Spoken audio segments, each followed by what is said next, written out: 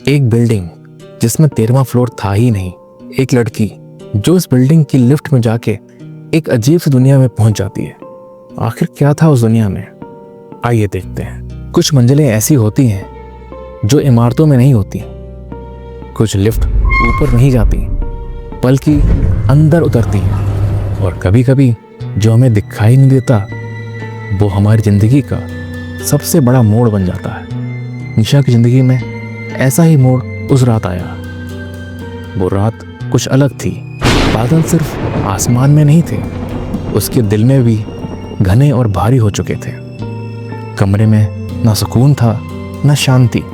खिड़की के कांच पर गिरती बारिश की बूंदें मनो सवाल पूछ रही थी, कब तक सहती रहोगी। कमरे की दीवारें जैसे उसे घूर रही थीं, किताबें जैसे शिकायत कर रही हों, और वो पुरानी फटी डायरी टेबल पर कुछ कहने की कोशिश कर रही हो।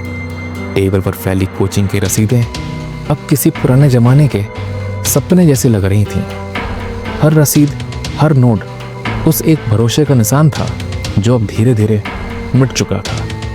निशा धीरे से आईने के सामने खड़ी हुई। उसका चेहरा जैसे किसी अनजानी लड़की का नक्शा बन चुका था। सूजी हुई आंखें, थके होंठ और वो अधूरी सांसें जो अंदर बहुत कुछ दबाए हुए थी। उसने कांपते हाथों से एक चिट्ठी उठाई। उसकी उंगलियां भी अब फैसला कर चुकी थीं। लिखा था, माँ बापा माफ करना, मैं नहीं कर सकी। 3 साल, 3 असफलताएं। हर साल खुद को मजबूत बनाकर खड़ा किया और हर बार जमीन पर पटक दिया गया। सपनों ने उससे डरना शुरू कर दिया था। हौसलों ने चुप्पी साध ली थी। रिश्तेदारों के सवाल अब गालियों से ज़्यादा जहरीले हो चुके थे। अब तो शादी कर लो, और क्या करोगी। पड़ोसियों की बातें अब दीवारों से टकराकर उसके कानों तक सीधी चुभती थीं।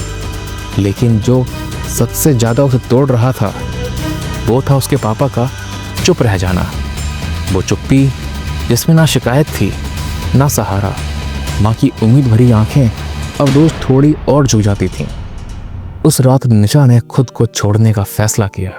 सपनों को नहीं, खुद को। एसके हाइट्स, वो इमारत जो शहर के कोने में खड़ी थी, पुरानी, ऊंची और रहस्यमयी। उसके बारे में लोग कहते थे कि वहाँ कुछ ऐसा है जो दिखाई नहीं देता, कुछ ऐसा जो भीतर तक झकझोर देता है। वहाँ कोई 13वीं मंजिल नहीं थी। लिफ्ट में सीधा 12 के बाद 14 आता था। लेकिन निशा के लिए अब ये बात मायने नहीं रखती थी। उसके लिए मंजिल बस एक थी, खामोशी। बिल्डिंग के नीचे खड़े होकर उसने ऊपर की ओर देखा। इमारत धुंध में आधी छुपी हुई थी। हवा में अजीब सी ठंडक थी, वो ठंड जो सिर्फ शरीर में नहीं आत्मा में उतर जाए।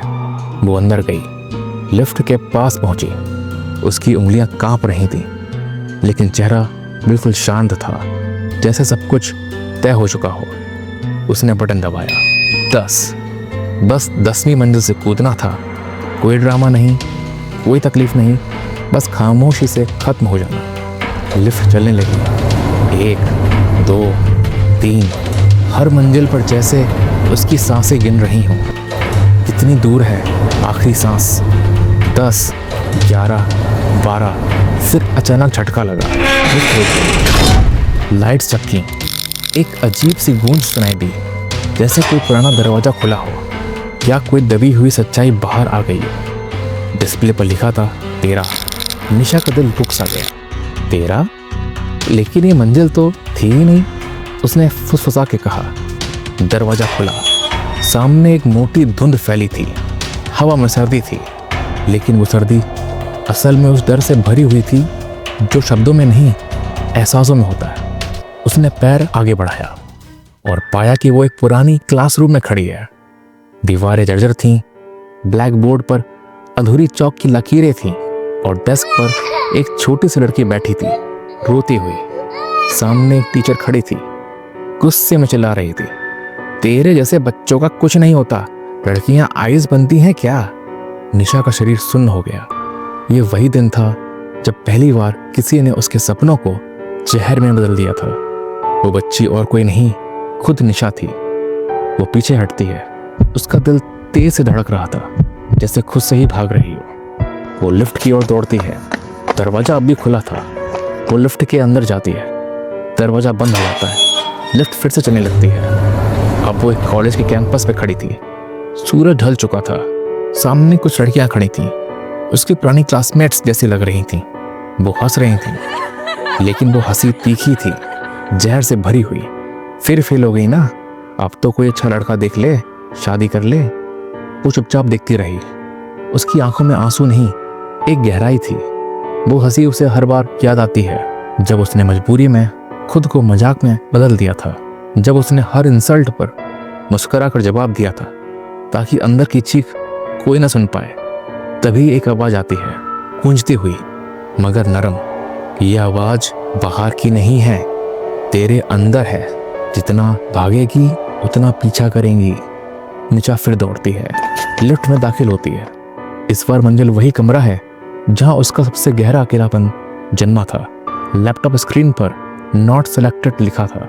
पापा पास खड़े थे, बिल्कुल चुप, और उस चुप्पी में एक चीख है जो कभी बोली नहीं गई। माँ रसोई में है, बर्तन टकरा रहे हैं, एक लय में, एक दर्द में, जैसे हर टकराहट एक ताना बन गई हो। वो उसी कमरे में बैठी थी जब उसने पहली बार खुद को बेकार कहा था। खुद से नजरें चुराई थीं।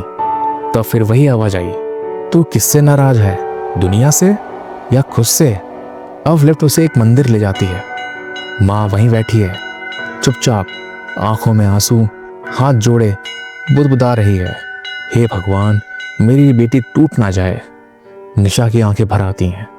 उसे एहसास होता है माँ कभी कुछ नहीं बोली, लेकिन उन्होंने हर उस घाव को महसूस किया जिसे वो खुद कभी समझ नहीं पाई। अंत में लिफ्ट उसे कमरे में ले जाती है। एक धुंध से भरा कमरा, बीच में सिर्फ एक आईना, और आईने में ना वो चेहरा था, ना कोई प्रतिबिंब, बल्कि हर ताना, हर घाव, हर ठुकराया गया सपना। फिर वही आवाज आती है, इस बार और करीब से, तू सबको माफ कर चुकी है, लेकिन क्या खुद को माफ किया है? निशा फर्श पर बैठ जाती है। पहली बार वो खुद के सामने खुद को स्वीकार करती है। मैंने सपनों को छोड़ा नहीं था, मैंने खुद को ही छोड़ दिया था। मैं सोचती रही मैं फेल हो चुकी हूँ, पर शायद मैं कभी शुरू ही नहीं हुई थी। आईना अब साफ हो चुका था। उसमें वही निशा थी, लेकिन उसकी आंखों में नमी नहीं, रोशनी थी। लिफ्ट का दरवाजा खुलता है। अंदर उजाला है। वो बाहर कदम रखती है। अब उसकी चाल में एक नजाकत नहीं, एक इरादा है। वो वापस लौटती है, एक नई लड़की बनकर। अगली सुबह वो एक पार्क की बेंच पर बैठती है। बच्चा अखबार बेच रहा होता है। निशा अखबार उठाती है। हेडलाइंस में पढ़ती है, आइस हारने वाले नहीं, उठने वाले बनते हैं। वो मुस्कुराती है, बैग उठाती है और आसमान की ओर देखती है और कहती है, मैं मंजिल तक नहीं पहुंची, लेकिन अब मुझे रास्ता पता है, और वो रास्ता अब बाहर नहीं, मेरे अंदर है। तो उम्मीद है दोस्तों आपको ये कहानी पसंद आई होगी। अगर आपको ये कहानी पसंद आए तो चैनल को लाइक कीजिएगा और सब्सक्राइब। धन्यवाद।